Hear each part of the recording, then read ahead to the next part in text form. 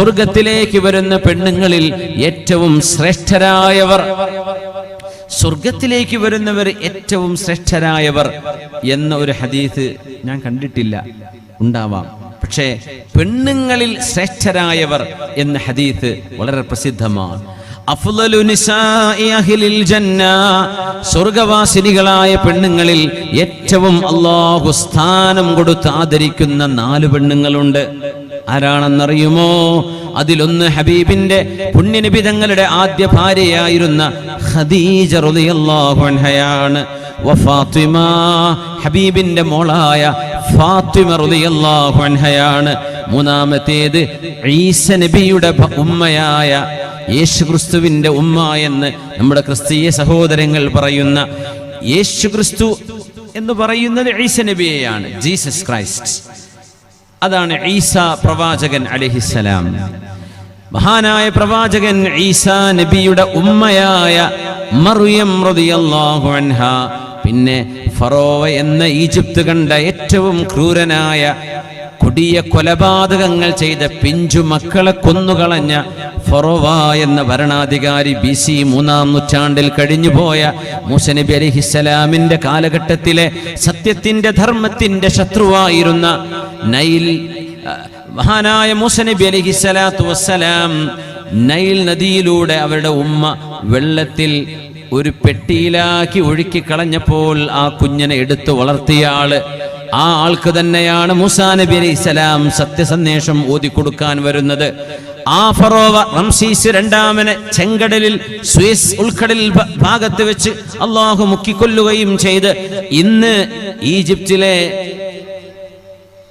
ഈജിപ്തിലെ cultural civilisation മ്യൂസിയത്തിൽ അവിടെ ഇങ്ങനെ ചില്ലിൻ്റെ ഉള്ളിൽ കിടക്കേണ്ട മുമ്പേ ഒരുപാട് ആൾക്കാർ പോയി സന്ദർശിച്ചിട്ടുണ്ട്. ഈജിപ്ഷ്യൻ സിവിലൈസേഷൻ മ്യൂസിയം, മമ്മി ഹാളുണ്ട്. ഒരുപാട്, എനിക്ക് തോന്നുന്നു 21 മമ്മികളെങ്ങാനും അവിടെ ഉണ്ട്. ഇപ്പം ഞാൻ കഴിഞ്ഞ ഒരു 6 മാസം മുമ്പ് പോയിരുന്നു. 21ഓളം, ചിലപ്പോൾ 19 ഉണ്ടാവുള്ളൂ, ചിലപ്പോൾ കുറച്ച് ആൾക്കാരുടെ അടുത്ത് കൊണ്ടുപോകും പരിശോധനയ്ക്ക്, ചിരിച്ച് കൊണ്ടുവന്ന് വെക്കും. മാക്സിമം 21 കാണാറുള്ളത്. അതിലുണ്ട് ഇങ്ങനെ കയ്യും പൂട്ടി ഇങ്ങനെ കിടക്കേണ്ട ഒരാൾ. യാ അല്ലാ, 5000 കൊല്ലം കഴിഞ്ഞു, മൂപ്പരുടെ തടി അങ്ങനെ തന്നെ ഉണ്ട്. ഇറച്ചൊക്കെ പോയിട്ടുണ്ട്, ആള് മെലിഞ്ഞിട്ടുണ്ട്. പക്ഷെ ആ കിടക്കുന്നുണ്ട്. റംസീസ് രണ്ടാമൻ എങ്ങനത്തെ പോക്കിരിയായിരുന്നു. അയാളുടെ ഭാര്യയാണ് ആസിയ ബീവി റളിയല്ലാഹു അൻഹ. ആസിയ ബീവി ഫറോവ ഞാനാണ് പരബ്രഹ്മം എന്ന് പറഞ്ഞ ആളാണ്. ഞാനാണ് വലിയ പടച്ചോൻ, എന്റെ മുമ്പിൽ നമിക്കണം, സാഷ്ടാംഗം നമിക്കണം എന്ന് ഫറോവ ജനങ്ങളെ നിർബന്ധിച്ചിരുന്നു എന്നാണ് ചരിത്രം. ഫറോവക്ക് സുജൂദ് ചെയ്യാതെ സാഷ്ടാംഗം നമിക്കാത്ത മുഴുവൻ ആളുകളും കൊല്ലപ്പെടുമായിരുന്നു. സ്വന്തം ഭാര്യ അത് ചെയ്തില്ല എന്നതാണ്. ഭാര്യ ആസിയ ബീവി പറഞ്ഞു, ഫറോവ, എങ്ങനെയാണ് നിങ്ങൾ ഈ പ്രപഞ്ചത്തിന്റെ സൃഷ്ടാവുക? നിങ്ങൾ വരുന്നതിന് മുമ്പ് ഈ പ്രപഞ്ചം ഇവിടെ ഉണ്ടല്ലോ, ഇനി നിങ്ങൾ മരിക്കൂലേ, അപ്പോഴും ഈ പ്രപഞ്ചം ഇവിടെ ഉണ്ടല്ലോ, അതുകൊണ്ട് പിന്നെ നിങ്ങളാണത് ഉണ്ടാക്കിയതെന്ന് പറഞ്ഞ് എങ്ങനെ ശരിയാവുക? അതിൽ പിന്നെ ഫറോവ ആസിയ ബീവി വല്ലാതെ പീഡിപ്പിച്ചിട്ടുണ്ട്, ഒരുപാട് വേദനിപ്പിച്ചിട്ടുണ്ട്. പക്ഷേ ആസിയ ബീവി റളിയല്ലാഹു അൻഹ പറഞ്ഞ വാക്കുകൾ വിശുദ്ധ ഖുർആനിൽ കാണാം. ബിസ്മില്ലാഹിർ റഹ്മാനിർ റഹീം. وضرب الله مثلا للذين كفروا امرأة فرعون. امرأة فرعون എന്ന് പറഞ്ഞ ഫിർഔനിന്റെ ഭാര്യ. وضرب الله مثلا للذين آمنوا امرأة فرعون إذ قالت رب ابن لي عندك بيتا في الجنة ونجني من فرعون وعمله ونجني من القوم الظالمين ومريم ابنة عمران التي أحصنت فرجها فنفخنا فيه من روحنا وصدقت بكلمات ربها وكتبه وكانت من القانتين وضرب الله مثلا للذين آمنوا امرأة فرعون. സത്യവിശ്വാസികളുടെ ജീവിത വിജയത്തിന്റെ ഉദാഹരണം ആസിയ ബീവിയാണ്, ഫറോവയുടെ ഭാര്യയാണ്. ഇത് ഖാലത്ത്, ഫറോവ ചുട്ടുപഴുപ്പിച്ച കുന്തമുനകൾ ഉപയോഗിച്ച് ആസിയ ബീവിയുടെ ശരീരഭാഗങ്ങളിൽ കുത്തുകയും അവരെ വേദനിപ്പിക്കുകയും മുറിവാക്കുകയും ചെയ്ത് ചുട്ടുപൊള്ളുന്ന മണലിൽ കിടത്തി ആ മഹദിയെ ദാരുണമായി ഇഞ്ചിഞ്ചായി കൊന്നുകൊണ്ടിരിക്കുമ്പോഴും ആ മഹദി പറഞ്ഞ വാക്ക് റബ്ബി ബിനിലീ ഇൻദക ബൈതൻ ഫിൽ ജന്ന, അല്ലാഹുവേ നിന്റെ സ്വർഗ്ഗലോകത്തൊരു വീട് എനിക്ക് തരേണമേ. ഫറോവയുടെ കൊട്ടാരത്തിൽ നിന്ന് അയാൾ എന്നെ പുറന്തള്ളിയിരിക്കുകയാണ്. പച്ചമണലിലാണ് ഞാൻ കിടക്കുന്നത്. ഈ സൂര്യന്റെ നട്ടുച്ച നേരത്തെ ചൂടുള്ള പഴുത്ത കല്ലുകളിൽ മഹദിയെ കിടത്തിയിട്ട് ആ ശരീരത്തിലേക്ക് മൂർച്ചയുള്ള കുന്തം അതിന്റെ അഗ്രഭാഗം പഴുപ്പിച്ചിട്ടാണ് മഹദി റളിയല്ലാഹു അൻഹയെ ഫറോവ എന്ന ഭരണാധികാരി സ്വന്തം ഭാര്യ അല്ലാഹുവിൽ വിശ്വസിച്ചതിന്റെ പേരിൽ ആ പെണ്ണിനെ, ആ മഹദിയെ അയാൾ ശിക്ഷിച്ചത്. അപ്പോഴും പെണ്ണ് പറഞ്ഞ മറുപടി ഈമാനിന്റെ ഏറ്റവും അതിശക്തമായ അടിപതറാത്ത വിശ്വാസത്തിന്റെ ഏറ്റവും വലിയ പ്രതീകമാണത്. അല്ലാഹുവേ, ഈ ലോകത്ത് നിന്ന് ഞാൻ കണ്ണു ചിമ്മും, ഇവിടെ നിന്ന് ഞാൻ മരിക്കും. വേദന കൊണ്ടാണെങ്കിലും അല്ലെങ്കിലും എൻ്റെ ആയുസ് തീർന്നു പോകുന്ന ലോകമാണിത്. എന്നാൽ നിന്നെ കാണാൻ വരുന്ന അന്ത്യനാളിൽ എനിക്ക് അല്ലാഹുവേ നീ ഒരു സ്വർഗം നൽകുകയാണെങ്കിൽ ആ സ്വർഗം എന്ന് മഹദി ചോദിച്ചപ്പോഴും ഒരു കാര്യം അതിനോട് ചേർത്ത് വെച്ചു, ഇൻദക, നിന്റെ ചാരത്ത്, അല്ലാഹുവേ നിന്നെ കാണാൻ കഴിയുന്നിടത്ത്. അങ്ങനെയാണ് സ്വർഗലോകങ്ങളിൽ ഉന്നതമായ സ്വർഗത്തിന്റെ പ്രത്യേകത. വമിൻഹും മൻ യറല്ലാഹ മർറതൈനി ഫിൽ യൗം, ഒരു ദിവസം അല്ലാഹുവിനെ 2 തവണ കാണാൻ ഭാഗ്യമുള്ളവരുണ്ട്. സ്വർഗത്തിന്റെ ചില ലെവലുകൾ അങ്ങനെയാണ്. ചിലയിടങ്ങളിൽ അല്ലാഹുവിനെ ആഴ്ചയിൽ ഒരിക്കൽ കാണും, മാസത്തിൽ ഒരിക്കൽ കാണും, വർഷത്തിൽ ഒരിക്കൽ കാണും. എന്നാൽ നിരന്തരം അല്ലാഹുവിന്റെ സാമീപ്യം അറിയാൻ കഴിയുന്ന ഒരിടത്ത് റബ്ബേ നീ എനിക്കൊരു വീട് പണിതു തരേണമേ എന്ന് അല്ലാഹുവിനോട് പ്രാർത്ഥിച്ച ആസിയ ബീവിയാണ് വിശ്വാസിനികളുടെ ഉദാഹരണം. മുഅ്മിനീങ്ങളുടെ ഉദാഹരണം പറഞ്ഞതൊക്കെ പെണ്ണുങ്ങളെയാണ്. അതാണ് അത്ഭുതം. ഈമാനിന്റെ അടയാളം പറഞ്ഞത് പെണ്ണുങ്ങളെ, ആണുങ്ങളെയല്ല. എന്തൊരു സിറാണ് റബ്ബേ അതിൽ കിടക്കുന്ന രഹസ്യം നോക്കണേ. إذ قالت رب ابن لي عندك بيتا في الجنة ونجني من فرعون وعمله ونجني من القوم الظالمين. ഫറോവയിൽ നിന്ന്, അവന്റെ അക്രമികളായ പോലീസുകാരിൽ നിന്ന് എന്നെ രക്ഷിക്കണമേ, എനിക്ക് സ്വർഗലോകത്തൊരു വീട് തരേണമേ എന്ന് BC 3000 ഇവിടെ നിന്ന് നമ്മുടെ കാലഘട്ടത്തിൽ നിന്ന് 5000 കൊല്ലങ്ങൾക്ക് മുമ്പ് ഈജിപ്തിൽ വെച്ച് മരണപ്പെട്ട, ദാരുണമായി കൊല്ലപ്പെട്ട ഷഹീദത്താണ്, രക്തസാക്ഷിയാണ് മഹദി ആസിയ ബീവി. അവര് നിങ്ങൾക്ക് ഉദാഹരണമാണ് എന്ന് ഖുർആൻ പറഞ്ഞിട്ട് അടുത്ത് പറയുന്ന ആളാരാണെന്നറിയുമോ? ഈസ നബിയുടെ ഉമ്മയാണ്, യേശുക്രിസ്തുവിന്റെ ഉമ്മ. ഈസാ നബിയുടെ ഉമ്മയായ മേരി, മറിയം അലൈഹിസ്സലാം. വമറിയം ബിനത ഇമ്രാനിന്റെ മകൾ മറിയമാണ് അടുത്ത ഉദാഹരണം. വിശ്വാസത്തിന്റെ ഉദാഹരണം രണ്ടും പെണ്ണുങ്ങളെ ഖുർആൻ പറഞ്ഞത്. ഖുർആനിൽ ഒരു മഹദിയുടെ പേരിൽ ഒരു സൂറയുള്ളത് സൂറത്ത് മറിയമല്ലേ? യാ അല്ലാഹ്, സൂറത്ത് മറിയം. പെണ്ണുങ്ങൾ, സ്ത്രീകൾ എന്ന അർത്ഥത്തിൽ തന്നെ ഒരു ചാപ്റ്റർ ഖുർആനിലില്ലേ? സൂറത്തുൻ നിസാ. ആണുങ്ങൾ എന്ന് പറഞ്ഞൊരു ചാപ്റ്റർ ഖുർആനിലില്ല. സൂറത്തുൻ നിസാ. ഏതാണുങ്ങളും പരിപൂർണതയിലെത്തിയത് അവരുടെ ഉമ്മമാർക്ക് ജനിച്ചപ്പോഴാ, അല്ലേ? നമ്മുടെ ഉമ്മമാരില്ലെങ്കിൽ നമ്മളുണ്ടോ?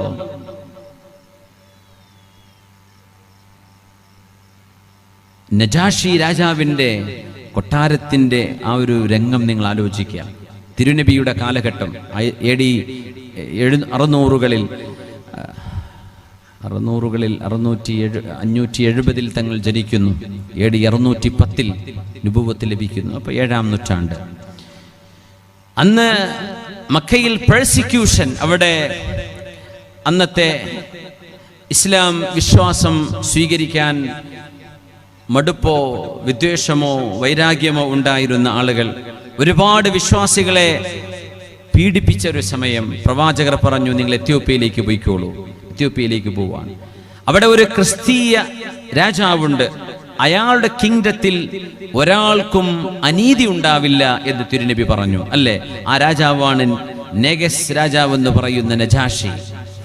നജാഷിയുടെ കൊട്ടാരത്തിൽ മുസ്ലിമീങ്ങളായ അഭയാർത്ഥികളെ തിരിച്ചു കൊണ്ടുവരാൻ, മക്കയിലേക്ക് തിരിച്ചു കൊണ്ടുവരാൻ. എത്യോപ്യ എന്ന് പറയുന്നത് ജിദ്ദയിൽ നിന്ന് ചെങ്കടൽ മുറിച്ചു കടന്നാൽ അക്കരെ ആഫ്രിക്കയാണ്.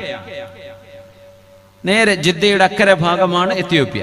കടൽ മുറിച്ചു കടക്കണം, കടലിൽ യാത്ര ചെയ്യണം. അങ്ങനെ ഇവര് രാജാവിന് സ്വർണവും പവിഴങ്ങളും മുത്തുകളും അടങ്ങുന്ന വലിയ ഒരു സംഭരണിയായിട്ടാ പോയത്, വലിയ സമ്മാനങ്ങളുമായിട്ടാ പോയത്. അവിടെ രാജാവ് ആദ്യം ആ സമ്മാനങ്ങളൊക്കെ സ്വീകരിച്ചു വെച്ച് മക്കക്കാരായ 2 പ്രതിനിധികൾ, ഒന്ന് അംർ ഇബ്നുൽ ആസ്, ഒന്ന് ഖാലിദ് ബിൻ വലീദ്, രണ്ടുപേരും പിന്നീട് മുസ്ലിമീങ്ങളായി. പക്ഷെ അവർ അന്ന് ഇസ്ലാം മനസ്സിലാക്കിയിരുന്നില്ല. രാജാവുമായി സംസാരിച്ചപ്പോ ജഅഫർ ഇബ്നു അബീ ത്വാലിബ് റളിയല്ലാഹു അൻഹു ഒരു പ്രഭാഷണം നടത്തിയിട്ടുണ്ട് അവിടെ രാജാവിന്റെ മുമ്പിൽ. ആ പ്രഭാഷണം കേട്ടപ്പോഴാണ് രാജാവ് മൈൻഡ് മാറിയത്. അപ്പോഴാണ് അദ്ദേഹം ഈ ഒരു മതം സത്യമാണല്ലോ, ഇത് പ്രവാചകനായ ഈസാ നബിയും സുലൈമാൻ നബിയും ദാവൂദ് നബിയും മൂസ നബിയും ഇബ്രാഹിം നബിയും നോഹ പ്രവാചകനും ഒക്കെ ലോകത്ത് പഠിപ്പിച്ചതാണല്ലോ അലൈഹിമുസ്സലാം എന്ന് അദ്ദേഹം തിരിച്ചറിയുന്നത് ജഅഫർ റളിയല്ലാഹു അൻഹുവിന്റെ നബിതങ്ങളുടെ കസിൻ, പ്രവാചകരുടെ മൂത്താപ്പയുടെ മകൻ ജഅഫർ ഇബ്നു അബീ ത്വാലിബ് റളിയല്ലാഹു അൻഹുവിന്റെ ആ ഒരു വഅലിലാണ്. അതിനിടയ്ക്ക് ജഅഫർ എന്നവരെ പറഞ്ഞു, മുഹമ്മദ് നബി ഞങ്ങളെ പഠിപ്പിച്ചത് ആണുങ്ങളും പെണ്ണുങ്ങളും ഒരു ചീർപ്പിന്റെ പല്ലുകൾ പോലെ ഒരുപോലെയാണ്. അതങ്ങോട്ട് പറഞ്ഞപ്പോ ചൂടായി അംർ എന്നവർക്ക്. അദ്ദേഹം എന്ന മുസ്ലിം അല്ല, മക്കക്കാരുടെ പ്രതിനിധി, അവരെ പിടിച്ചോണ്ടാൻ വേണ്ടി വന്നതാ. അദ്ദേഹം പറഞ്ഞു, രാജാവെ ഒന്ന് നിർത്തണേ, ഞാനൊന്ന് ഇടപെടുകയാണ്. Men and women equal to one another. അതാണ് പൊട്ടിച്ചിരിക്കുക. ആണും പെണ്ണും ഒരുപോലെയാണെന്നോ? We will buy them, use them, discard them. ഞങ്ങൾ പെണ്ണുങ്ങളെ വാങ്ങിക്കും, ഉപയോഗിക്കും, വലിച്ചെറിയും. എന്നിട്ട് അദ്ദേഹം പൊട്ടിച്ചിരിക്കുന്നുണ്ട്. അപ്പൊ ജഅഫർ എന്നവർ ഇടപെട്ടു. Amr, you must respect every woman, the womb that bore you. നിങ്ങളെ പ്രസവിച്ച ഓരോ മനുഷ്യനെയും ഗർഭാശയത്തിൽ വളർത്തിയെടുത്ത് പ്രസവിച്ച ആ പെണ്ണിനെ നിങ്ങൾക്ക് എങ്ങനെ ബഹുമാനിക്കാതിരിക്കാൻ കഴിയും? അതാണ് തിരിച്ചു പറഞ്ഞ വാക്ക്. അംർ, ഓരോ മനുഷ്യനെയും ഗർഭാശയത്തിൽ വളർത്തി പരിപാലിച്ച് ഭൂമിയിലേക്ക് പ്രസവിച്ച ആ ഉമ്മയെ അംർ നിങ്ങൾക്ക് എങ്ങനെ പരിഹസിക്കാൻ കഴിയും? അതിൽ അദ്ദേഹം തല താഴ്ത്തി പോകുന്നുണ്ട്. രാജാവ് പറഞ്ഞു, കണ്ടിന്യൂ, സംസാരിച്ചോളൂ ജഅഫർ. അങ്ങനെ ജഅഫർ എന്നവർ നബി സല്ലല്ലാഹു അലൈഹി വസല്ലമ തങ്ങളുടെ അധ്യാപനങ്ങൾ നജാഷിയുടെ മുമ്പിൽ അവതരിപ്പിക്കുകയാണ്. അങ്ങനെയാണ് ആ യാത്രയിൽ അംർ എന്നവരും ഖാലിദ് റളിയല്ലാഹു അൻഹും രണ്ടുപേരും, അവർ മുസ്ലിമീങ്ങളായിരുന്നില്ല അന്ന്, പിന്നീട് ഇസ്ലാം സ്വീകരിച്ചു. ചരിത്രം നിങ്ങൾക്കറിയുമായിരിക്കും. അവരന്ന് നിരാശയോടെ തിരിച്ചു വരികയാണ്. കാരണം ഏതൊരു മനുഷ്യന്റെയും വിജയം അവർക്ക് ഉമ്മ നൽകിയതല്ലേ. ഒരു ഉമ്മ അവർക്ക് ജന്മം നൽകിയില്ലായിരുന്നെങ്കിൽ ആണുങ്ങളുണ്ടോ? നമ്മൾ എന്ത് മേന്മയാ പറയാ? നമ്മുടെ മേന്മ ഒരു ഉമ്മയില്ലാതെ ഇല്ല. നമ്മുടെ മേന്മ ഒരു ഉമ്മയില്ലാതെ, ഒരു പിതാവില്ലാതെ ഒരിക്കലുമില്ല. നമ്മൾ ആരായാലും നമ്മുടെ പിതാവിനോളം, നമ്മുടെ ഉമ്മയോളം അവരോടൊപ്പം ഒരിക്കലും നമ്മൾ എത്തില്ല. നമ്മൾ എത്ര വലുതാണെങ്കിലും നമ്മുടെ ഉമ്മ അതിലും വലുതാണ്, നമ്മുടെ ഉപ്പ അതിലും വലുതാണ്. ഇതല്ലേ ഇസ്ലാം പഠിപ്പിച്ചത്? ആ ഉമ്മയുടെ കാലിന്റെ ചുവട്ടിൽ സ്വർഗമാണ്. സഹോദരിമാർ, ഗർഭിണികളായ പെണ്ണുങ്ങളുണ്ടാവിടെ നമ്മുടെ നാട്ടിലൊക്കെ, അവർക്കൊക്കെ അല്ലാഹു സുഖപ്രസവം നൽകട്ടെ, അവർക്ക് സുഖപ്രസവം നൽകട്ടെ. ഞാൻ ഇന്നലെ ഒരു സ്ഥലത്ത് സൂചിപ്പിച്ചു, സുഖപ്രസവം എന്ന് പറയുമ്പോഴും നമ്മൾ പറയുമ്പോൾ, ആ വാക്ക് പറയുമ്പോൾ അത് സുഖത്തിലല്ല പ്രസവിക്കുന്നത്. അവർക്ക് നല്ല വേദന ഉണ്ട്, നല്ല വിഷമുണ്ട്. സിസേറിയൻ അല്ലെങ്കിൽ നമ്മൾ പറയും സുഖപ്രസവമാണ് അല്ലേ? പക്ഷേ എത്ര സുഖമുണ്ടെന്ന് ഓരോ ചോദിച്ചാലേ മനസ്സിലാവുള്ളൂ. അത്രയും വേദനയിലാണ് അവർ പ്രസവിക്കുന്നത്. ആ പ്രസവിക്കുന്ന വേദന, സഹോദരിമാരെ, നിങ്ങൾ അനുഭവിക്കുന്ന ആ വേദനയ്ക്ക് പകരം പടച്ചതമ്പുരാൻ പകരം നൽകിയത് എന്താണെന്നറിയോ? നിങ്ങളൊരു ഉമ്മയായി മാറിയിരിക്കുകയാണ്. നിങ്ങളുടെ കാലിന്റെ താഴെ സ്വർഗമാണെന്നല്ലേ അള്ളാഹു പറഞ്ഞത്? നിങ്ങളുടെ കാലിന്റെ താഴെ സ്വർഗം. എപ്പോ? നിങ്ങളൊരു ഉമ്മയായി മാറുന്നതോടുകൂടെ. പോരെ? പുരുഷന്റെ കാലിൻ്റെതായ സ്വർഗം എന്ന് പറഞ്ഞിട്ടില്ല. വാപ്പ മോശക്കാരനായത് കൊണ്ടല്ലാതെ. അൽ വാലിദു ഔസതു അബ്വാബിൽ ജന്ന, father is A middle door of ജന്ന, ഓഫ് പാരഡൈസ്. സ്വർഗത്തിന്റെ മധ്യവാതിലാണ് പിതാവ് എന്ന് പുണ്യ നബി സല്ലല്ലാഹു അലൈഹി വസല്ലം. ഇൻഷിഇത, നിനക്ക് വേണമെങ്കിൽ നീ എടുത്തോ, അല്ലെങ്കിൽ ദയ്യഅത, വേണ്ടെങ്കിൽ നീ ഒഴിവാക്കിക്കോ. മധ്യവാതിൽ, മെയിൻ ഗേറ്റ് അതാണ്, ബാക്കിയൊക്കെ ചെറിയ ഗേറ്റാണ്. സ്വർഗത്തിന്റെ വലിയ വാതിൽ പിതാവാണ് എന്ന് പറഞ്ഞാൽ നിന്റെ ഉപ്പയോട് നീ കാണിക്കുന്ന സ്നേഹം നിനക്ക് സ്വർഗത്തിന്റെ മെയിൻ ഗേറ്റിലൂടെ കടന്നു പോകാൻ നിനക്ക് യോഗ്യത തരും. ആയത്തിലേക്ക് തിരിച്ചു വരികയാണ്. ബിസ്മില്ലാഹിർ റഹ്മാനിർ റഹീം. ومريم ابنة عمران التي أحصنت فرجها. സത്യവിശ്വാസികളുടെ ഉദാഹരണം ഒന്ന് ആസിയ ബീവിയാണ്, ഫറോവയുടെ ഭാര്യയാണ്. രണ്ടാമത്തേത് യേശുക്രിസ്തുവിന്റെ ഈസാ നബി അലൈഹിസ്സലാമിന്റെ ഉമ്മയായ മറിയം ബീവിയാണ്. എന്താണ് മറിയം ബീവിയെ കുറിച്ച് പറഞ്ഞത്? അല്ലതീ അഹ്സനത് ഫർജഹാ, ആ ശരീരം കൊണ്ട് മറിയം ബീവി റളിയല്ലാഹു അൻഹാ വ്യഭിചാരം ചെയ്തിട്ടില്ല, ഒരിക്കലും വ്യഭിചാരം ചെയ്തിട്ടില്ല. മറിയം ബീവിക്ക് യേശുക്രിസ്തു എന്ന ഈസാ നബി എന്ന മകനുണ്ടാകുന്നത് മാലാഖയായ ജിബ്രീൽ അലൈഹിസ്സലാം. ചരിത്രപ്രകാരം 14 വയസ്സ് അല്ലെങ്കിൽ 15-16 വയസ്സ് മറിയം ബീവിക്ക് പ്രായമായപ്പോൾ മാലാഖ റൂഹ് ഊതി കൊടുത്തതാണ് ഈസാ നബി അലൈഹിസ്സലാമിന്റെ ജന്മത്തിന് കാരണം എന്ന് പഠിപ്പിച്ചപ്പോൾ ജൂതന്മാർ ആരോപിച്ചു. ജൂതന്മാർ പറഞ്ഞില്ലേ മറിയം ബീവി അഭിസാരികയാണ്, മറിയം ബീവി വ്യഭിചാരം ചെയ്തവരാണ് എന്ന് പറഞ്ഞു. മഅദല്ലാഹ്, നമുക്കത് പറയാൻ പോലും പാടില്ല. പക്ഷേ ഖുർആൻ പറഞ്ഞു, അല്ല, ഈസ നബിയുടെ ജന്മം ഒരു അത്ഭുത ജന്മമാണ്. ഒരു ബയോളജിക്കൽ ഫാദർ ഈസ നബിക്കില്ല എന്നത് സത്യം തന്നെയാണ്. അതിനെന്ത് കുഴപ്പം? ആദം അലൈഹിസ്സലാമിന് ഒരു ബയോളജിക്കൽ ഫാദറോ ബയോളജിക്കൽ മദറോ ഇല്ലല്ലോ. ആദം നബിക്ക് അച്ഛനുണ്ടോ, അമ്മയുണ്ടോ, ഉമ്മണ്ടോ, ഉപ്പുണ്ടോ? ഇല്ലല്ലോ. എന്നാൽ മറിയം ബീവിയുടെ മകൻ ഈസ നബി അലൈഹിസ്സലാമിന് ഒരു ഉമ്മയുണ്ടല്ലോ, ഉപ്പയല്ലേ ഇല്ലാത്തത്? വല്ലാഹു അലാ കുല്ലി ഷൈഇൻ ഖദീർ, അല്ലാഹു എല്ലാം നിർവഹിക്കാൻ കഴിയുന്നവനല്ലേ. അല്ലാഹു അങ്ങനെ പടക്കാൻ കഴിയൂലേ?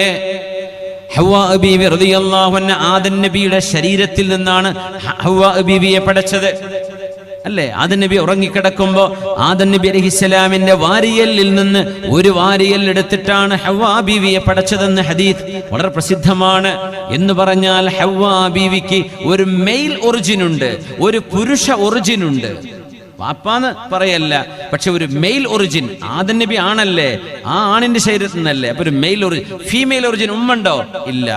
ഈസാ നബിക്ക് ഒരു ഫീമെയിൽ ഒറിജിൻ ഉണ്ട്, ഉമ്മ. എന്നാൽ ഒരു പാറ്റേണൽ ഒറിജിൻ, ഒരു ഫാദർ, ഒരു മെയിൽ ഒറിജിൻ ഈസാ നബിക്കില്ല. നമുക്കൊക്കെ ഉമ്മയുണ്ട്, വാപ്പയുണ്ട്. ആദം നബിക്ക് ഉമ്മയില്ല, വാപ്പയില്ല. ഇങ്ങനെ 4 തരത്തിലുള്ള സൃഷ്ടിപ്പ് അല്ലാഹു ചെയ്തു. നമുക്ക് ഉമ്മണ്ട്, വാപ്പുണ്ട്. ആദം നബിക്ക് ഉമ്മണ്ട്, വാപ്പല്ല. ഹവ്വാ ബീവിക്ക് ഉപ്പുണ്ട്, ഉമ്മല്ല. ഈസാ നബിക്ക് ഉമ്മണ്ട്, ഉപ്പല്ല. ഇത് ചെയ്യലാണ്.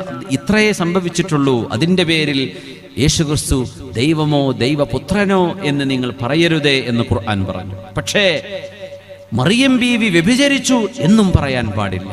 അതൊരു അത്ഭുത ജന്മമായിരുന്നു. പടച്ചതമ്പുരാന് കഴിയാത്തത് എന്താണ്? അതുകൊണ്ട് വമറിയം ഇബ്നത ഇംറാൻ അല്ലതി അഹ്സനത് ഫർജഹാ, സ്വന്തം ശരീരത്തിന്റെ ഗുഹ്യഭാഗം, ജനനേന്ദ്രിയം ഒരന്യ പുരുഷൻ വിവാഹത്തിലൂടെയല്ലാതെ, ഒരു വിവാഹിതനായ തന്റെ ഭർത്താവിനോടൊപ്പമല്ലാതെ കൂടെ ശയിക്കാൻ പാടില്ലെന്നാണ് ഇസ്ലാമിന്റെ നിയമം. എല്ലാ മതങ്ങളും അതാ പഠിപ്പിച്ച്. ഹൈന്ദവ മതത്തിലും ചാരിത്രശുദ്ധിയുണ്ട്, ക്രിസ്തുമതത്തിലുണ്ട്, ജൂതമതത്തിലുണ്ട്, എല്ലാ മതങ്ങളിലുമുണ്ട്. പക്ഷെ മനുഷ്യന്മാർക്ക് അതൊന്നും ദഹിക്കാത്തതുകൊണ്ട് എന്ത് ചെയ്യുക? അതൊക്കെ അവിടെ മൂടി വെച്ചിട്ട് അവനവൻ്റെ ഇഷ്ടം പോലെ ജീവിക്കുക. മുസ്ലിമീങ്ങളായ ആളുകൾ അങ്ങനെയൊക്കെ പറഞ്ഞ് ഹിന്ദാവാദ് വിളിക്കണില്ലേ? എത്ര വലിയ അപകടമാണതൊക്കെ. ചാരിത്രശുദ്ധി എന്ന് പറഞ്ഞതൊരു പെണ്ണിന്റെ ഏറ്റവും വലിയ ആഭരണമാണ്. 10 പവന്റെ മാലയല്ല പെണ്ണെ, നിന്റെ ഏറ്റവും വലിയ ആഭരണം നിന്റെ ചാരിത്രശുദ്ധിയാണ്, നിന്റെ ലജ്ജയാണ് ഏറ്റവും വലിയ ആഭരണം. ആ ആഭരണമില്ലാതെ കിലോ കണക്കിന് ഭാരം നിന്റെ കഴുത്തിലോ കയ്യിലോ നീ അണിഞ്ഞാലും നിന്റെ സൗന്ദര്യം ഒരിക്കലും പൂർത്തിയാകുന്നില്ല. നിന്റെ ഏറ്റവും വലിയ ആഭരണം ചാരിത്രശുദ്ധിയാണ്. ഇതാണ് വിശുദ്ധ ഇസ്ലാം പഠിപ്പിച്ചത്. അഹ്സനത് ഫർജഹാ ഫനഫഖ്നാ ഫീഹി മിർ റൂഹിനാ വസദ്ദഖത് ബികലിമാതി റബ്ബിഹാ വകുതുബി വകാനത് മിനൽ ഖാനിതീൻ. അല്ലാഹുവിന്റെ വചനങ്ങളെ മറിയം ബീവി അംഗീകരിച്ചു. പരബ്രഹ്മമായ പടച്ച തമ്പുരാൻ, ലോകത്തിന്റെ സൃഷ്ടാവ് ഒന്നാണ്. ഒരു രാജ്യത്തിന് 2 രാജാവ് പറ്റൂല, 3 എണ്ണം പറ്റില്ല. ഒരു രാജാവ്, ഒരു രാജ്യത്തിന് ഒരു പ്രസിഡന്റ്. പ്രപഞ്ചത്തിന്റെ സൃഷ്ടാവ് ഒന്ന് എന്ന് മഹദിയായ മറിയം ബീവി വിശ്വസിച്ചു. വകാനത് മിനൽ ഖാനിതീൻ. അവർ അല്ലാഹുവിനെ പടച്ച തമ്പുരാനെ വണങ്ങുന്നവരായിരുന്നു, ആരാധന ചെയ്യുന്നവരായിരുന്നു എന്ന് പറഞ്ഞ ആസിയ ബി മറിയം ബീവിയും ആസിയ ബീവിയും ഫാത്തിമ ബീവിയും ഖദീജ ബീവിയും ഇവരെ 4 പേരാണ് അഫ്ളലു നിസാഇൽ ജന്ന. സ്വർഗവാസികളായ പെണ്ണുങ്ങളിൽ ഏറ്റവും സ്ഥാനമുള്ളവർ 4 പേര്. ഒന്ന് ഹബീബിന്റെ ഭാര്യയാണ്, നമ്മുടെ ഉമ്മയാണ് ഖദീജത്തുൽ കുബ്റാ റളിയല്ലാഹു അൻഹ. ഖദീജ ബീവി റളിയല്ലാഹു അൻഹ അന്ന് പ്രവാചകർ തിരുമേനിക്ക് ഭക്ഷണവുമായി ഒരു തളികയും കയ്യിൽ പിടിച്ചിങ്ങനെ വരികയാണ്. ആ ഭക്ഷണത്തളികയുമായി വരുമ്പോഴേ ഖദീജ റളിയല്ലാഹു അൻഹ വീട്ടിൽ നിന്ന് പുറപ്പെട്ടു. ബീവിയുടെ വീട്ടിൽ നിന്ന് ആർക്കാണ് ഈ ഭക്ഷണം കൊടുക്കുന്നത് എന്നറിയുമോ? ലോകത്തിന്റെ ഗുരുവിന്. ആ ഒരു ജീവിതം നിങ്ങൾ ആലോചിച്ചിട്ടുണ്ടോ മുഅ്മിനെ? പ്രവാചകർ തിരുമേനി ആദ്യ വിവാഹം കഴിക്കുക. നബിക്ക് എത്ര വയസ്സ് ആദ്യ വിവാഹം കഴിക്കുമ്പോ? 25 വയസ്സ്. ഖദീജ ബീവി എന്ന പ്രവാചകരുടെ ഭാര്യയ്ക്ക് എത്രയാ വയസ്സെന്ന്? 40 വയസ്സ്. 40 വയസ്സുള്ള ഭാര്യയാണ്. അതും ആ ഭാര്യ 2 തവണ 2 കൂടെ ഭാര്യയായി ജീവിച്ചവരെ. അവരൊക്കെ മരിച്ചപ്പോ വിധവയായി മാറിയ ഖദീജ ബീവിയെ കല്യാണം കഴിച്ച നബിയാണ് നമ്മുടെ നബി സല്ലല്ലാഹു അലൈഹി വസല്ലം. പിന്നെ നബി ആയിഷ ബീവിയെ കല്യാണം കഴിച്ചില്ലേ, സൈനബ് ബീവിയെ കല്യാണം കഴിച്ചില്ലേ എന്ന് പറഞ്ഞ് ഒച്ചപ്പാടുണ്ടാക്കണ്ട. തിരുമേനി സ്വന്തമായി മനുഷ്യനെന്ന നിലയിൽ തങ്ങളെടുത്ത നിലപാട് ഒരു ഭാര്യ എന്നാണ്. പക്ഷെ പ്രവാചകത്വം ലഭിച്ചാൽ പിന്നെ നബിക്ക് അല്ലാഹ് പറഞ്ഞ പോലെ ചെയ്യാൻ പറ്റുള്ളൂ. അല്ലാഹു വിവാഹം ചെയ്യാൻ പറഞ്ഞവരെ തിരുമേനി ജീവിതത്തിലേക്ക് സ്വീകരിച്ചിട്ടുണ്ട്. പക്ഷെ നമ്മൾ ഓർക്കണം, അതിൽ 90% ആളുകളും 50-60 വയസ്സ് കഴിഞ്ഞ് വിധവകളായ പെണ്ണുങ്ങളാണ്. കാരണം എന്തെന്നറിയോ? ഇസ്ലാമിൽ സംരക്ഷണം കൊടുക്കുന്നതിൻ്റെ ഏറ്റവും മഹിതമായ വഴി വിവാഹ ജീവിതത്തിലൂടെയാണ്. അതുകൊണ്ട് തിരുമേനി സ്വീകരിച്ചു. സൗദ ബീവിക്ക് 60 കഴിഞ്ഞു റളിയല്ലാഹു അൻഹ. അവര് പറഞ്ഞു, നബിയെ എന്നെ നിങ്ങൾ തൊലാഖ് ചൊല്ലി ഒഴിവാക്കുന്നോ എന്നുപോലും അവിടെ നിന്ന് ചർച്ചകൾ നടന്നു. എന്തേ? ഒരു പെണ്ണ് കെട്ടാനുള്ള പൂതിയാണ് തങ്ങൾക്കുണ്ടായിരുന്നതെങ്കിൽ യൗവനകാലത്ത് മക്കക്കാർ ഓഫർ ചെയ്തിരുന്നു, നിങ്ങൾക്ക് വേണ്ട പെണ്ണുങ്ങളെ ഞങ്ങൾ കല്യാണം കഴിച്ചു തരാം, നിങ്ങൾ ഇസ്ലാം പ്രബോധനം ചെയ്യുന്നത്, ഏകദൈവ വിശ്വാസം പറയുന്നത് ഒന്ന് നിർത്തിവെക്കുമോ എന്ന്. തങ്ങൾ അതിന് സമ്മതിച്ചിട്ടുണ്ടോ? ഇല്ലല്ലോ. സൂര്യനെ എൻ്റെ വലത് കൈയിലും ചന്ദ്രനെ എൻ്റെ ഇടത് കൈയിൽ വെച്ച് തന്നാൽ പോലും I would not renounce my message which is from God. അള്ളാഹുവിൽ നിന്നുള്ള വിശ്വാസം ധാരയാണ് എനിക്ക് നൽകപ്പെട്ടത്. പടച്ച തമ്പുരാനാണ് എന്നെ അറിയിച്ചത്. ആ അറിയിപ്പ് ഞാൻ ഒരിക്കലും കൺസീൽ ചെയ്യാൻ ഉദ്ദേശിക്കുന്നില്ല, മറച്ചു പിടിക്കാൻ ഉദ്ദേശിക്കുന്നില്ല. എനിക്ക് പെണ്ണും വേണ്ട, രാജാധികാരവും വേണ്ട, പൈസയും വേണ്ട, എന്നെ നിങ്ങൾ നേതാവായി വാഴുകയും വേണ്ട. ഈ സത്യസന്ദേശം ഞാൻ നിങ്ങളെ കേൾപ്പിക്കുകയാണ്. നിങ്ങൾ ഒരു പൈസയും എനിക്ക് തരണ്ട. ഞാൻ നിങ്ങളിത് അറിയിക്കുക മാത്രമാണ്. നിങ്ങൾക്ക് വേണമെങ്കിൽ സ്വീകരിക്കാം, അല്ലെങ്കിൽ തിരസ്കരിക്കാം. ഇതാ തിരുമേനി പറഞ്ഞത് സല്ലല്ലാഹു അലൈഹി വസല്ലം. ഖദീജ ബീവിയാണ് ആദ്യത്തെ മുസ്ലിമത്ത് എന്ന് നമ്മൾ ഓർക്കണം. ലോകത്ത് പ്രവാചകർ തിരുമേനി സല്ലല്ലാഹു അലൈഹി വസല്ലം വഹയുമായി വരുമ്പോൾ ഹബീബിനെ ആദ്യമായി വിശ്വസിച്ചതൊരു പെണ്ണാണ്. ഇസ്ലാമിലെ ആദ്യത്തെ മെമ്പർഷിപ്പ് ഒരു പെണ്ണിനാണെന്ന് പറഞ്ഞാൽ അതന്നെയല്ലേ ഏറ്റവും വലിയ അഭിമാനം പെണ്ണുങ്ങൾക്ക്. ആദ്യത്തെ ഇസ്ലാമിലെ മെമ്പർഷിപ്പ് ആരാ? ഖദീജ ബീവിയാണ് റളിയല്ലാഹു അൻഹാ. സിദ്ദീഖ് എന്നവര് പിന്നെയാണ്. ഖദീജ ബീവിയല്ലേ ആദ്യത്തെ മെമ്പർഷിപ്പ് റളിയല്ലാഹു അൻഹാ. ആ ബീവിയെ നബി തങ്ങൾ വല്ലാതെ സ്നേഹിച്ചു സല്ലല്ലാഹു അലൈഹി വസല്ലം. തങ്ങളുടെ ഭാര്യയായ ഖദീജ ബീവി വഫാത്താകുന്നത് വരെ അല്ലാഹുവിന്റെ ഹബീബ് മറ്റൊരു വിവാഹം ചെയ്തില്ല. 65 വയസ്സ് കഴിഞ്ഞിട്ടാണ് ബീവി വഫാത്താകുന്നത്. 65 വയസ്സുള്ള ഒരു ഉമ്മയുടെ പ്രായം, ശരീരത്തിന്റെ അവസ്ഥ നിങ്ങളൊന്ന് ആലോചിച്ച് നോക്കി. 65 വയസ്സ് ഖദീജ ബീവിക്ക്. പുണ്യനബി തങ്ങൾക്ക് 50 വയസ്സ്. അല്ലാഹുവിന്റെ ഹബീബ് സല്ലല്ലാഹു അലൈഹി വസല്ലം തങ്ങൾക്ക് 53 വയസ്സ്. അങ്ങനെയാണെങ്കിൽ ഖദീജ റളിയല്ലാഹു അൻഹയ്ക്ക് 68 വയസ്സുണ്ടാകും. 68 വയസ്സ് പ്രായമുള്ള ഒരു ഉമ്മയുടെ, ഒരു മുത്തശ്ശിയുടെ പ്രായമെന്ന് തോന്നിക്കുന്ന ആ പ്രായത്തിലുള്ള തൻ്റെ ഭാര്യയാണ്, തങ്ങളുടെ ഭാര്യയാണ് റസൂലുള്ളാഹി സ്വല്ലല്ലാഹു അലൈഹി വസല്ലമ തങ്ങൾ സ്നേഹത്തോടെ പറയുമായിരുന്നത്, എൻ്റെ ഖദീജ, എൻ്റെ ഖദീജ കാനത്ത് കൈത വ കൈത, എൻ്റെ ഖദീജയെ പോലെ ഒരു നല്ല പെണ്ണുണ്ടാവില്ല. ഇതൊക്കെ പറഞ്ഞപ്പോൾ ആയിഷ ബീവി ചൂടായി പറഞ്ഞില്ലേ, എന്തിനാ നബിയെ നിങ്ങൾ ഈ പ്രായമുള്ള ഒരു ഉമ്മൂമാന്റെ കഥ പറയണത്, ഞങ്ങൾ ചെറുപ്പക്കാരി പെണ്ണുങ്ങൾ ഇവിടെ ഇല്ലേ? എന്താ തിരുമേനിയുടെ മറുപടി എന്നറിയോ? സ്നേഹം മാംസനിബദ്ധമല്ല എന്ന് കുമാരനാശാൻ പാടിയ പോലെ, മാംസനിബദ്ധമല്ല രാഗം, സ്നേഹത്തിന് മാംസവുമായി ബന്ധമില്ല എന്നാണ്. 68 വയസ്സ് പ്രായമുള്ള ഖദീജ റളിയല്ലാഹു അൻഹയെ കുറിച്ച് നബി തങ്ങൾ പറഞ്ഞു, ആയിഷ, നിങ്ങൾ എത്ര യുവതിയാണെങ്കിലും സുന്ദരിയാണെങ്കിലും എൻ്റെ ഖദീജയെ പോലെ നിങ്ങൾക്കാവാൻ കഴിയില്ല. വാസത്തിനീ ബിമാലിഹാ, ആ ഖദീജ എന്നെ ഒരുപാട് സമാധാനിപ്പിച്ചവളാണ്. വാക്കുകൊണ്ട്, അവരുടെ സമ്പത്ത് കൊണ്ട്, അവരുടെ ഉപദേശം കൊണ്ട്, അവരുടെ സ്നേഹത്തലോടൽ കൊണ്ട് എനിക്ക് സമാശ്വാസം നൽകിയവരാണവർ. നാട്ടുകാർ മുഴുവനും ഞാൻ നുണയാണ് പറയുന്നത് എന്ന് എന്നെ കളവാക്കിയപ്പോൾ ഞാൻ പറയുന്നത് സത്യമാണെന്ന് വിശ്വസിച്ചവരല്ലേ എൻ്റെ ഖദീജ. അങ്ങനെ ഖദീജ ബീവി റളിയല്ലാഹു അൻഹയെ കുറിച്ച്. എന്തെങ്കിലും ഒരു നല്ല ഭക്ഷണം തിരുമേനിയുടെ വീട്ടിലേക്ക് വന്നാൽ ഉടനെ കൊടുത്തയക്കൻ ഖദീജയുടെ കൂട്ടുകാരികൾക്ക്.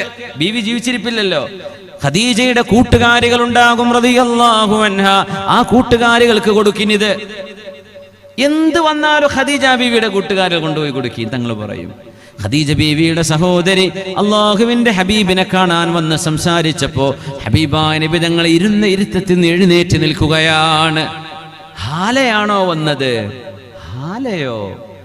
എനിക്ക് ഹാല, നിങ്ങളുടെ സംസാരം കേട്ടപ്പോൾ എൻ്റെ ഖദീജയെ ഓർമ്മ വന്നു എന്ന് നബി തങ്ങൾ പറയുമ്പോൾ, ആ ഭാര്യ മരിച്ചതിന് ശേഷമാണ് നബി തങ്ങൾ മറ്റ് വിവാഹങ്ങളൊക്കെ ചെയ്തത് സ്വല്ലല്ലാഹു അലൈഹി വസല്ലം. 70 വയസ്സിനോളം അടുക്കുന്ന പ്രായത്തിലാണ് സ്വന്തം ഭാര്യ മരിക്കുന്നത്. അന്ന് നബി തങ്ങൾക്ക് 15 വയസ്സ് കുറവാണ്. ആയിഷ ബീവിയുടെയും തിരുമേനിയുടെയും കല്യാണത്തിന്റെ കഥ പറഞ്ഞ് ഇങ്ങനെ പൊല്ലാപ്പ് കാണിക്കുന്ന ആളുകള്, എന്താ ഖദീജ ബീവിയുടെ ചരിത്രം പറയാത്തത്? അതും പറയണ്ടേ, അത് വലിയ ചരിത്രമല്ലേ. ഞാൻ എപ്പോഴും ചോദിക്കുന്ന ചോദ്യം, ഖദീജ ബീവിക്ക് ജീവിതത്തിൽ ഒരിക്കലും ഒരു പരാതി ഉണ്ടായിട്ടില്ല. റസൂലുള്ളാഹിനെ കല്യാണം കഴിച്ചു എന്ന് അഭിമാനത്തോടെ പറഞ്ഞ പെണ്ണാണ്, മഹദിയാണ് ഖദീജ ആയിഷ ബീവി റളിയല്ലാഹു അൻഹ. ഇപ്പൊ ഇരുന്നിട്ട് നമ്മളിങ്ങനെ കണക്ക് കൂട്ടിയിട്ട് പറയാം, ആ ബീവി അന്ന് കല്യാണം കഴിച്ചത് ചെറിയ വയസ്സിൽ കഴിച്ചില്ലേ. ആയിഷ ബീവിക്ക് ഇല്ലാത്ത പരാതി എന്തിനാ കൂട്ടരെ നിങ്ങൾക്ക്? ബീവിക്ക് പരാതി ഇല്ലല്ലോ. ബീവി നബി തങ്ങൾ വഫാത്തായി 40 കൊല്ലം വീണ്ടും ജീവിച്ചിട്ടാണ് മരിച്ചത്. അതിനിടയ്ക്ക് ഒരിക്കൽ പോലും ഇന്ന ചെറുപ്പത്തിൽ കല്യാണം കഴിച്ചില്ല, എനിക്ക് വിഷമായി എന്ന് ബീവി പറഞ്ഞോ? ഇല്ലല്ലോ. എനിക്ക് സന്തോഷം എന്നല്ലേ ആയിഷ ബീവി, എനിക്ക് എൻ്റെ റസൂലിനെ എനിക്ക് എൻ്റെ കൂടെ വേണം, അതല്ലേ ബീവി പറഞ്ഞിരുന്നത്.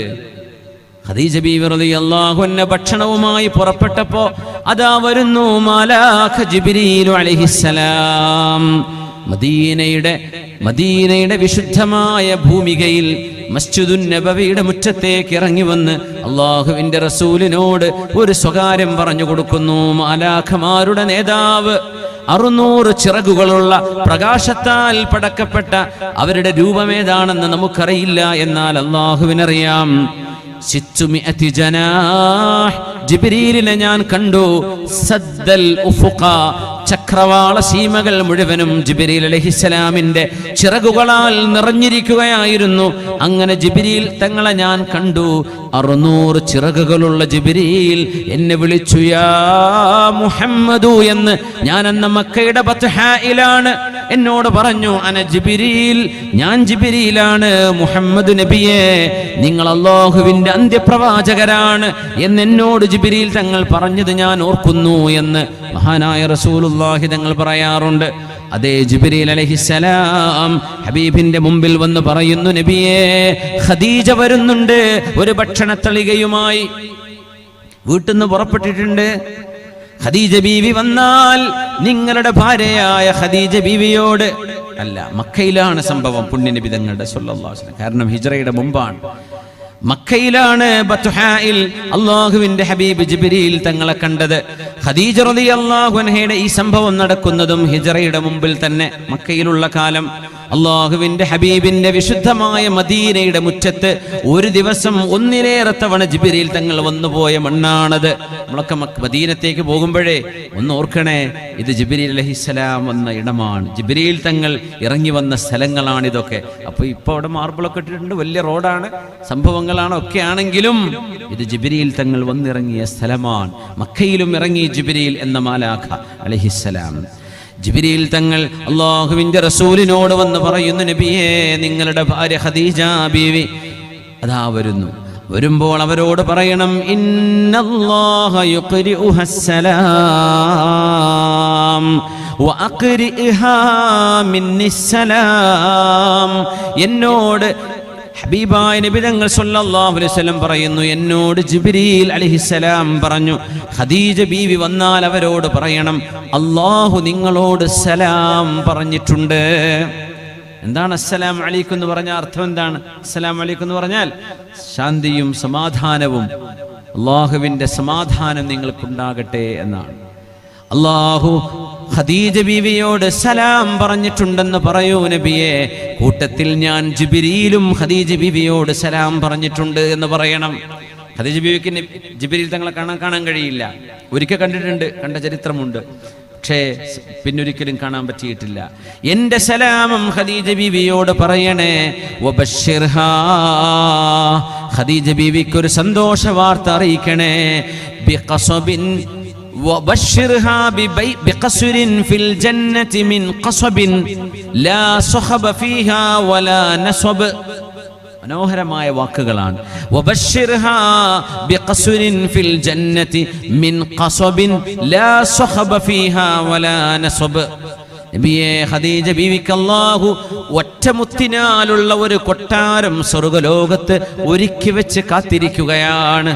ഒരു കൊട്ടാരം, ഒരു മുത്ത്. സുബ്ഹാനല്ലാഹ്. ഗ്ലാസിന്റെ ഡോമുകൾ കണ്ടിട്ടില്ലേ? അങ്ങനെയുമല്ല ഇത്, ഒറ്റമുത്തിനാലുള്ള ഒരു കൊട്ടാരം. എന്തായിരിക്കും അതിന്റെ ഭംഗി?